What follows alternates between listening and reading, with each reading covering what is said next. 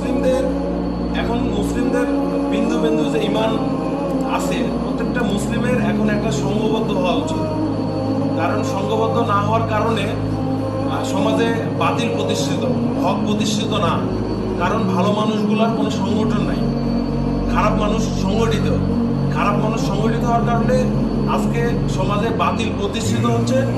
আর ভালো মানুষের সংগঠন না থাকার কারণে আজকে হক প্রতিষ্ঠিত হচ্ছে না। কারণ ভালো মানুষ মনে করতেছে আমি তো ভালো মানুষ হওয়ার কারণে আমার তো কেউ ক্ষতি করবে না, কিন্তু না, আজকে সংগঠন না হওয়ার কারণে ভালো মানুষ প্রত্যেকটা জায়গায় খণ্ড খণ্ডভাবে মারি খাইতেছে। এই যে একটা কমিউনিটির সাথে যুক্ত হওয়ার প্রত্যেকটা মুসলিমের নৈতিক দায়িত্ব হয়ে দাঁড়াইছে। একা একা কোনোভাবেই কোনো মুসলিম আর জীবনযাপন করেন না, যে কোনো মুসলিম কমিউনিটির সাথে যুক্ত হন ভাই।